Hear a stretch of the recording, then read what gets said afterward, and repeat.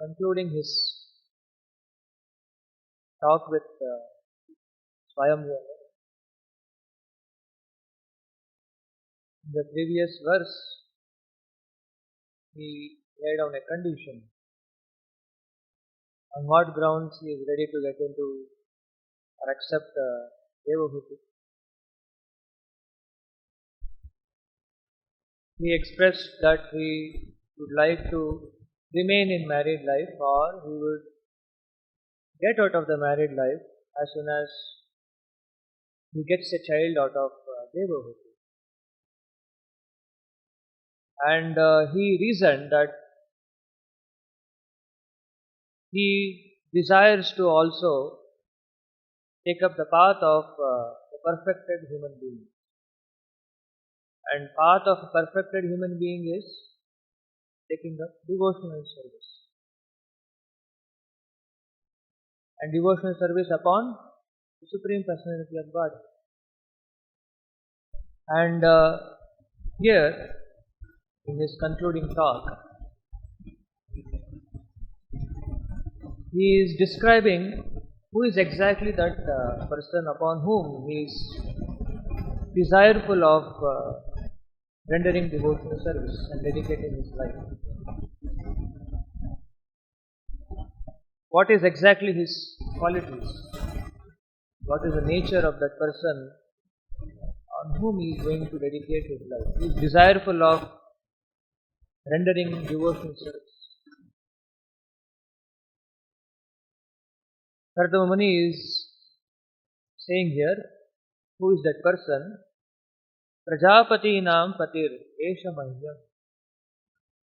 That person whom he wants to dedicate his life is Prajapati nam patir. Prajapatis are those who are responsible for progenation within this universe. Brahma is also a progenitor, is a original living being. And Supreme Personality of Godhead is Prajapati Nam Patir. He is a controller, or he is the origin of even those Prajapati. Param Pramanam Bhagavan Anantaha. Param Pramanam. He is the supreme authority. There may be many authority within this creation. But Krishna or Vishnu is the Param Pramanam. He is the supreme-most authority, and he is Bhagavan, he is Anantaha. Supreme Personality of Godhead is the supreme authority within this creation. And who is that person? Yatho bhavad vishwamidam vichitram. From whom Yatho bhavad vishwam. His entire creation was emanated from that personality, who is Paramam Pramanam, who is Prajapati Nam Patir. And samstasyate yatra cha bhavatishtate. Samstasyate. When the creation happens, this creation is specifically about the material creation, that creation that happens within this creation. After creation, there is maintenance also. Bhavashishtate. It exists, it continues to exist for some time. And after it continues to exist for some time, it also dissolves. And when it dissolves, what happens after when it gets dissolved? It is not like dissolve means it goes out of the vision. It may go out of the vision of common men, but the creation is of all the material elements. All the material elements gets again rest on the form of the Lord, and it exists, it continues to exist, but it exists in an inanimated state of existence. Before the creation, all the material ingredients lie down in a pradhana state, in a inert state. And just by the glance of Vishnu, the entire material creation comes into manifestation.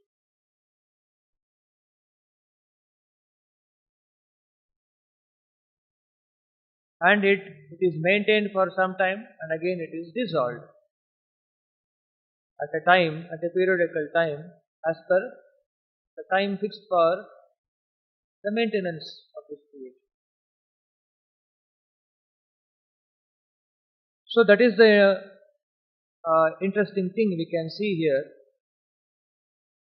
Lord Krishna also reveals in the Bhagavad Gita, just like how Kardama Muni is revealing the position of the Lord, Krishna also reveals the same thing in Bhagavad Gita. Krishna declares that he is the supreme most authority within this creation and there is nothing else remains in this creation above him, and he is the supreme truth within this creation. And everything else is resting on him.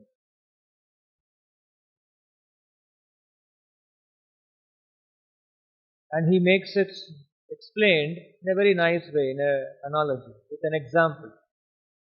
So to make understand others with an example is nothing new. Krishna himself is making understand with an example. Anyone remembers what is that verse?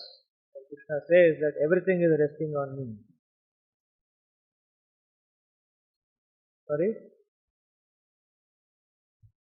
Sutre Manigana. Krishna says, Mattaha parataram na anya. There is nothing in this creation above him. Lord is saying that there is nothing above him. Scriptures also says, and his pure devotees also says, just like Kardama Muni is also just repeating the same understanding. Prabhupada in his purport says that Kardama Muni is in transcendental knowledge. Someone who is in transcendental knowledge, he knows that how this creation is emanated, from whom this creation has happened, and what happens, who is maintaining that, and what happens when it is dissolved. And Krishna also in Bhagavad Gita, he reveals that there is nothing above him. And whatever is created within this creation, Mahi Sarvam Idam Protam. Mahi Sarvam. Mahi Sarvam Idam. Whatever is there within this creation, Mahi Sarvam Idam Protam, it is resting on me. How is it resting? Sutre Manigana Iva. So that means Lord is maintaining everything within this creation. So there is a constant agreement and disagreement with respect to the position of the Lord, whether he is a personal, whether he is a person, whether he is an imperson, who created this material universe, whether someone was there behind this creation, or did it happen on its own. So there is a constant discussion and disagreement between theists, the personalist and the impersonalist. But here we can see clearly, if you want to know about the creation or about the Creator, we should know from the Creator himself. Or we should know from a person who is very close to that Creator, who is confidential servant of that Creator, or pure devotees of Lord. We can know about the position of the creation and the Creator. The position of the Creator is he is absolute. And everything is emanating from him. The pure devotees also emphasize or declare that Like Brahma says that Krishna is a Sarva Karana Karana. He is a cause of all causes. And he is Satchidananda Vigraha. He is a person. He is not impersonal. But the problem is that even the impersonalists use the same scriptures to quote that Lord is not a person. So a common man who is not so well versed with the scriptural understanding, he may get bewildered, and he may also conclude without a right understanding from a right source that yes, Lord is actually impersonal. Mayavadis claim that because in the scripture there are many references, like Lord is described as Arupa.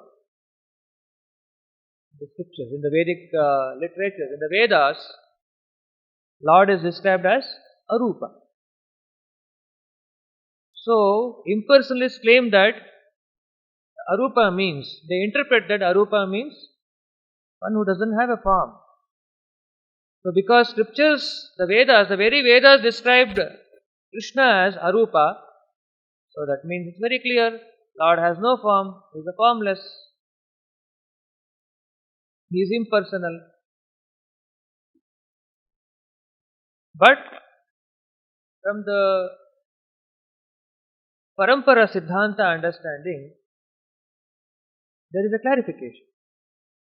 Arupa means one whose form is not material, whose form is not made out of material ingredients, one whose form is transcendental, one whose form is above the control of material modes of nature.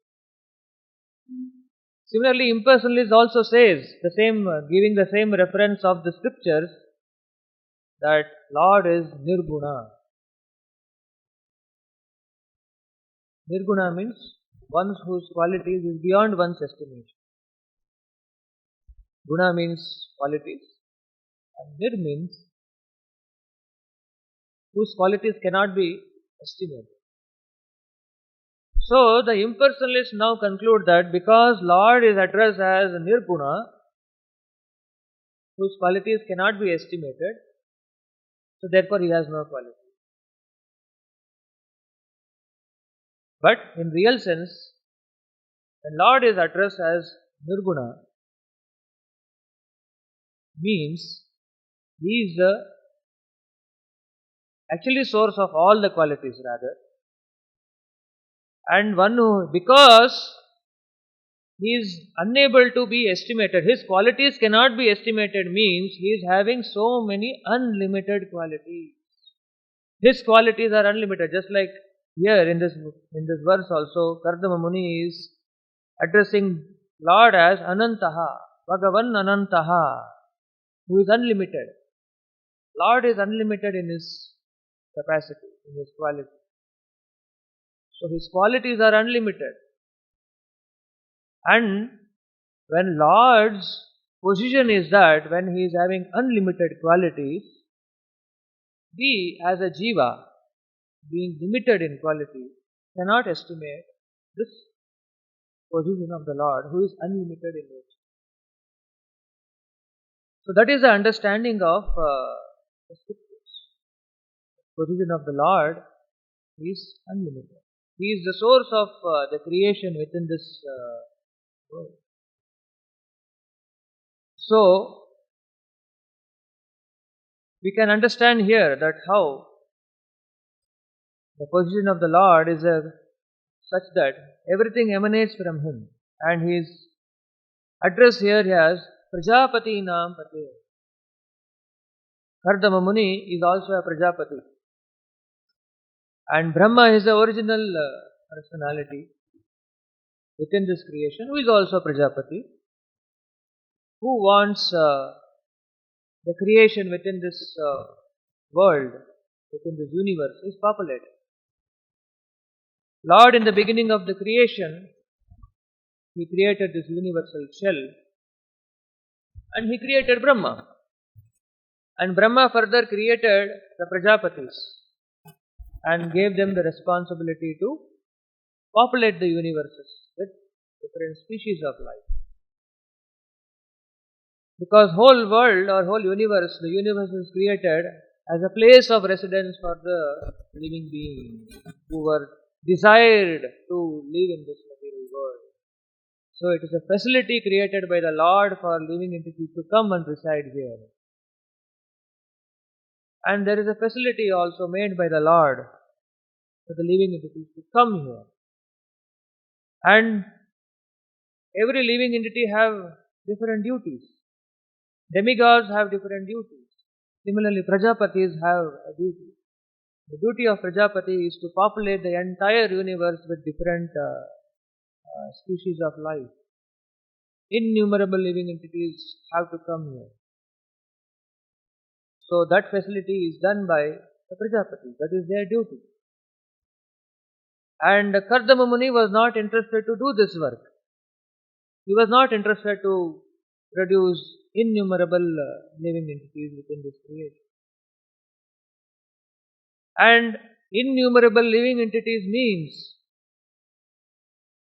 there are innumerable demands of different living beings. Because it is only because of the desire to enjoy living beings come to this material universe. So there are different desires, various kinds of desires that a living being tries to identify with or tries to fulfill with. And Lord facilitates all these desires of different living beings within this creation. That's why He is also known as maintainer of this creation. Maintainer of this creation means He facilitates the desires of different living beings within this creation. Just like in a family life, father tries to facilitate different demands of the family members. Son will have one desire, mother will have one desire, daughter will have another set of desire, he will have his own desire. So father works hard to see that every family member's desires are fulfilled. And this is what is called as maintaining the family life. And the father thinks that this is his duty and this is his. And it is said that success in family life is measured by how much he is able to satisfy the desires of his family members. The whole life he is engaged in satisfying the desires of different members of his family. And he takes pleasure in satisfying desires. He feels proud by doing this work and thinks that, oh, this is the topmost duty of my life. There is nothing greater than this. 2 days back I was with a guest. I was just inquiring, it's a natural way of starting the conversation. I was trying to check who are the family members, what are they doing, because we are sometimes inquisitive about them. We try to see some way, some or other, try to introduce them in Krishna conscious principles. So he was sharing how he has 2 children. One child is getting educated in one academic stream, some engineering or so like that. He used to narrate how when the girl child was so young, he used to take time in daily, taking care of the child, getting her ready to get to the school. So much enjoyment, so much relishment he has in fulfilling the desires of the children. And that child has grown up. Now he has another child who is so young now. And he is saying that what I experienced 10 years back, now I think I am experiencing it. This is what his life is all about. This is what he is understanding. Like that, people are thinking that maintaining this family is the goal of the life. Although he may be thinking he is maintaining, but Lord is so kind to the living entities. He is facilitating for everyone, all of us, to sustain in this material world. He is making the arrangements to satisfy the desire of the Lord, to satisfy the desire of the living entities. Another context of understanding of how Lord is maintaining His creation is that this entire creation is made out of material elements. Right? The 5 great elements are there. Bhumi, Rapa, Anala, Vayu. And we see that all these material ingredients, the nature of each material element is such that one is not compatible with another. Say water and fire, they never gel with each other. Right? If you put the water in the fire will get extinct. Or you put more fire, water will get evaporated. Right? Similarly, the earth and water is not compatible. You mix water in the earth, they will never get bound with each other. To bind that, you need fire. Then you will get say for example the brick. The brick is made out of water and earth and right amount of fire. But their nature is such that they don't mix with each other. But yet in the creation, you see that all these material ingredients are so nicely arranged in a way that they work, they live, or they coordinate with each other and exist together. Just like the same example, the brick. The brick is made in such a way that the fire, the water, and the earth is properly composed. In the proper heat, it is heated, and then there is a brick. Similarly, the entire creation is arranged in such a way that everything is placed in a way that things are properly managed. If there is little amount of water increases, then there is a flood. Then sometimes there is a rain. If the element of fire becomes disproportionate, then it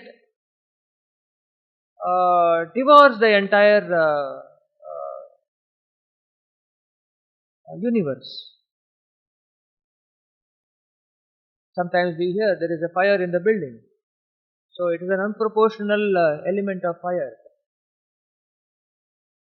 Even in the human body digestive system, there is an element of fire which is required. There is fire, there is water. And the fire is so nicely managed that it is so much so that it is good enough to digest the food that is consumed.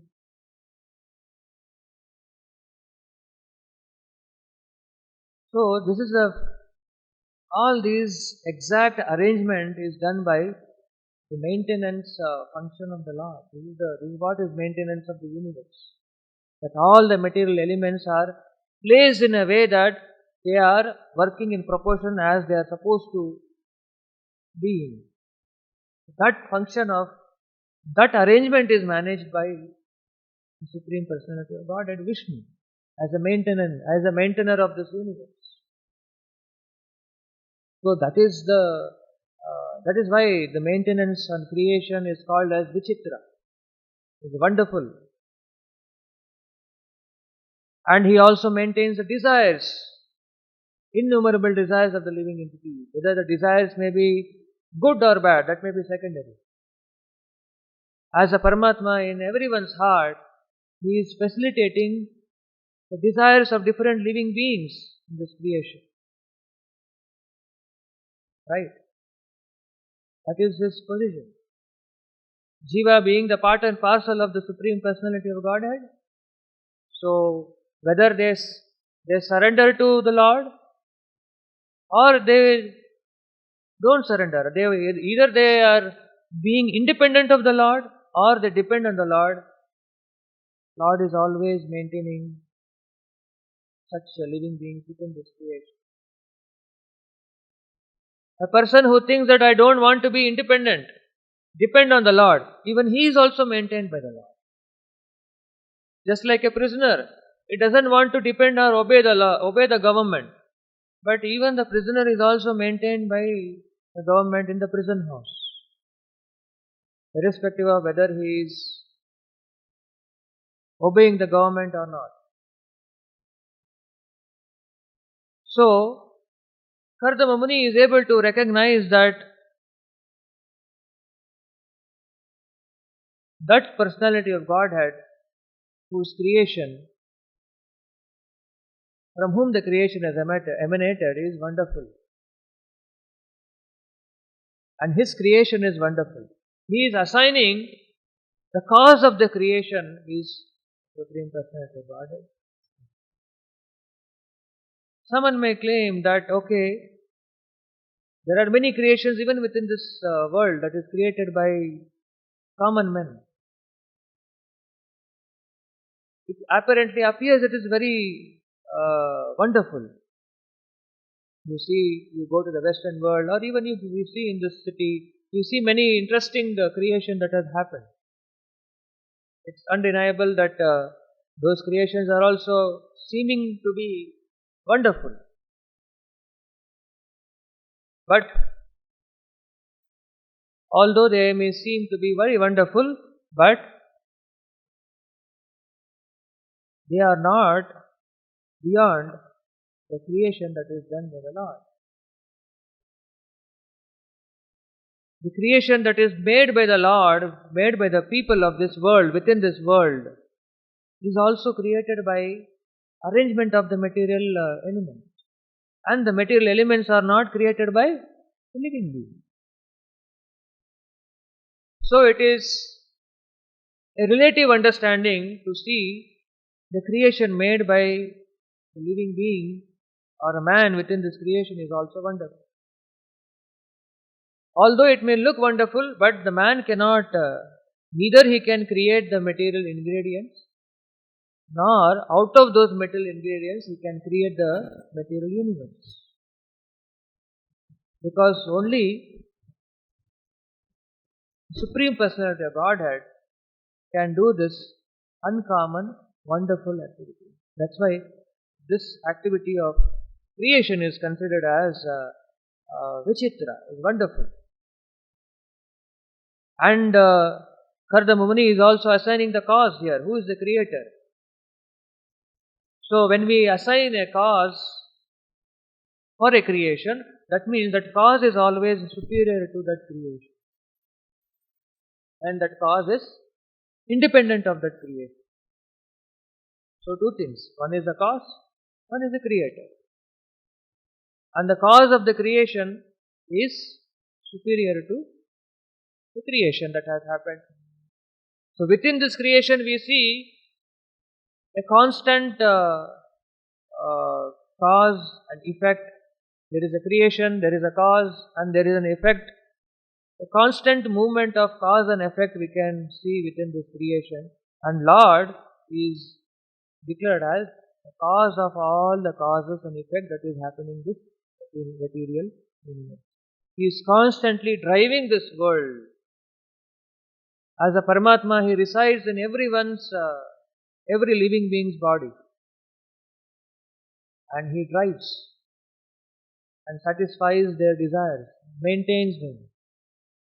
But as a living being, the duty of a living being is to identify that Paramatma and work only for the pleasure of that Paramatma. Exercise that free will, that he will engage only in the pleasure of that Paramatma, satisfying the desire of that Paramatma. And Kardama Muni is also aware that what is his duty.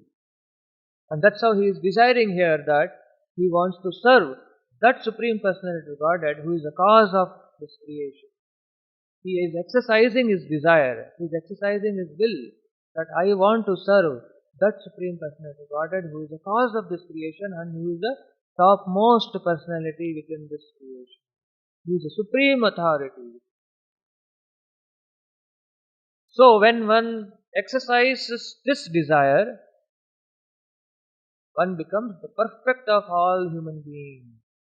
Because the perfection of human being is by taking up devotional service, by rendering devotional service unto this personality of God. And someone who takes up to the process of devotional service, he will very soon quickly get relieved from the desire for sense gratification. Because desire for sense gratification and desire to render service doesn't go together. So that is the aspect of devotional service. As soon as one takes up the process of devotional service, he takes up the process of ending the desire of sense gratification, and by that he perfects his human life. So that is why Kardama Muni did not want to remain in the family life, and that's why he made a condition that he will give up family life as soon as he begets a child in Devahuti. Someone may raise a question that if at all you wanted to give up the family life immediately after the child is born, then why could you? Probably you could have taken up sannyasa life directly. Why at all had to enter grihastha life? Or someone can question, what kind of grihastha life is that? You marry after a bigger child and you want to live the family life. It may look that Kardama Muni is whimsical, because in the common life today, in today's scenario, if someone gives a family life like this, it is beyond one's acceptance. Someone may see that he is doing injustice to the family life. But the fact is that Kardama Muni when he is deciding to give up the family life, his decision is based on his thorough understanding of Vedic principles.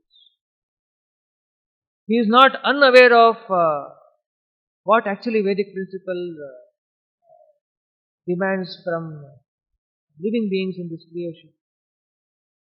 He clearly understands that Vedic standard is not that one remain in family life or throughout one's life. To remain in the family life is not the Vedic standard. He clearly understands what is the purpose of Grihastha life. What is the purpose of the Brahmacharya life? Brahmacharya life demands that one develop good character and develop spiritual qualities, first of all. And after developing such good qualities, if someone has entered Grihastha life, the purpose of Grihastha life is very clear. He is very clear with the Grihastha life. Grihastha life doesn't mean that he perpetually remains in that family life. He understands that purpose of Grihastha life is to beget children who can deliver himself first of all, and he can also deliver others. Just like in this purport also Prabhupada says that as soon as the child is born, he has so many obligations. He has so many debts that he has to get discharged with. There are debts to be relieved from. One is obligated to the demigods. One is obligated to the forefathers. One is obligated to so many living beings. This is described in Bhagavatam. Bhagavatam says that one has so many obligations. Devarshi bhutapta ninam pitrinam. Nakinkaro nayam nrinicharajan. Sukadeva Goswami narrates this to Parikshit Maharaj. There are so many different kinds of obligation that one takes up just immediately after birth. Devarshi Bhutapta, one is obligated to the demigods. One is obligated to different living beings. One is obligated to Pitrus, the forefathers. One is obligated to so many other different kind of species.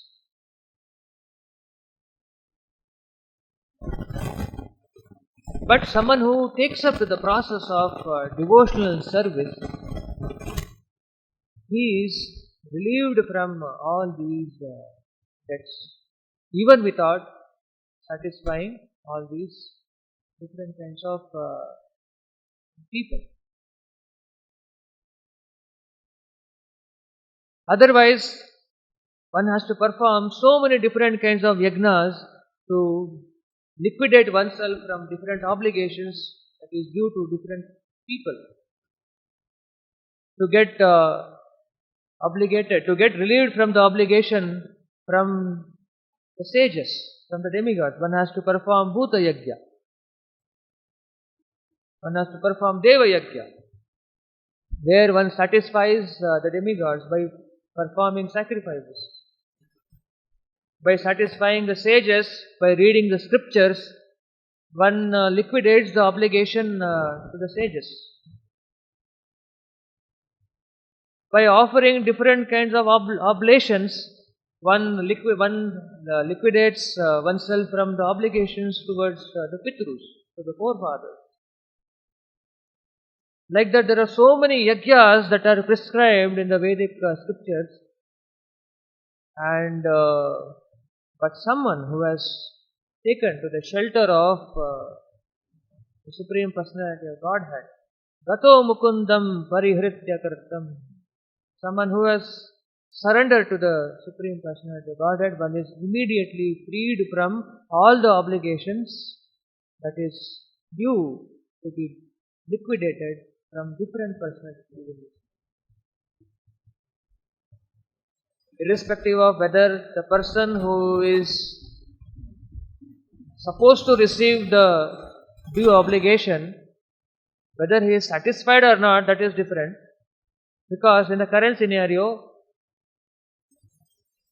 if someone hears this, he may think that, how is it possible? There are so many debts to be. Like the parents, they may think that my children are responsible to liquidate they have an obligation towards us. So they have a strong understanding that every child should are duty bound to discharge the duties that they have that the parents have done towards them. So if a boy joins the mission of Lord, so it becomes very difficult to make them understand. Unlike in this case of Kardama Muni, we see here, when Kardama Muni is saying that I will not remain in family life forever, and I would renounce, take up to the process of devotional service as soon as I beget a child. It is acceptable for everyone. There was no disagreement by Kardama Muni or Devahuti. How come you can do this? Because everyone in the society, in the civilization knows that what is the goal of life. Manu himself is a great devotee of Lord. He is representing the Supreme Personality of Godhead. Devahuti is a pure devotee. Everyone in the civilization knows that goal of life is to Gato Mukundam Parihritya Kartam, is to take shelter of Mukunda, one who gives the liberation to everyone in this creation. So there is no discord on this subject. So that's what we see here. And Kardama Muni is very clear also that purpose of Grihastha life is not to beget children like cats and dogs. In the previous purport, Prabhupada says the purpose of Grihastha life is not to beget children like cats and dogs. Kardama Muni was also neither not interested that to get into an affair where he has to simply engage himself in populating this universe. There are many Prajapatis within this creation, and all are responsible for creating different species of life. Someone creates demons, someone creates demigods, someone creates the reptiles, someone creates birds. So, Kardama Muni is very clear that I don't want to get engaged in this kind of activity. Although that is a desire of Brahma. Brahma is wanting him to take up this activity of creating innumerable living entities, produce children. But Kardama Muni is very clear. I want to just beget one child and then finish off, get engaged myself in service of Lord. By producing so many unlimited children, like cats and dogs, it will only create unwanted population within this creation. An unwanted population means it only creates havoc in this earth. The earth will get burdened by unwanted population, because unwanted population means they will not take up to their life which is based on religious principles. And the life which is not based on religious principles will create only burden in this world. The earth, which is able to withhold or bear the burden of so many mountains. The earth which is able to bear the load of the ocean, which is unimaginable. The earth is able to withhold all the weight within this creation. And suddenly it becomes burdensome to hold, just because of unwanted population and so much of sinful activities created or performed by these unwanted population. Just like the body, when the soul is there within this body, everything is good, everything is within the weight. It is bearable, the weight of this body is bearable. But moment the soul leaves this body, you see the same body which was able to be lifted, or it suddenly becomes very weight. It becomes suddenly very heavy that you cannot lift. One person cannot lift that body. So, a civilization where there are unwanted population and so much irreligious activity becomes burdensome for the planet. So Kardama Muni was not interested to take up this kind of activity where he has to create so many innumerable living entities, and not necessary all these living beings have the same desire. Rather, the material world is meant for people who don't want to be in alignment with the Supreme Lord. So it is meant for people who want to be independent of the desire of the Lord, who are envious of the Lord, who are envious of the creation within this world. So Kardama Muni exercises that I don't want to get into this. So, to conclude that, Kardama Muni wants to exercise his desire that he don't want to get into this activity of maintaining the family life eternally.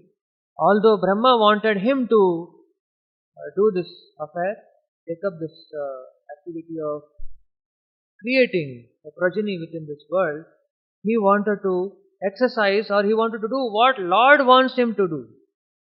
Lord wants him, the desire of the Lord is that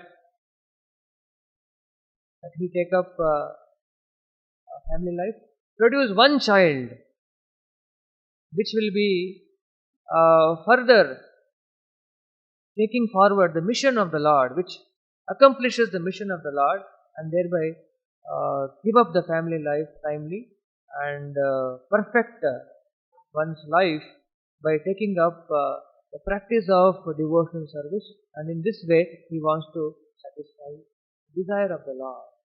So in that sense we can see the renunciation that Kardama Muni is exhibiting here is nothing less than the renunciation exhibited by any great Paramahamsas. Kumaras did not enter into family life. They exhibited their renunciation. And Kardama Muni is also exhibiting his renunciation here. So his renunciation is nothing less than renunciation of Kumaras. Kumaras exhibited one aspect of renunciation. Kardama Muni is teaching another aspect of renunciation, where he is saying that one cannot remain in family life forever. The perfection of living being is only by accepting devotional service unto the Supreme Personality of Godhead. Stop here. Srimad Bhagavatam ki Jagat Guru Srila Prabhupada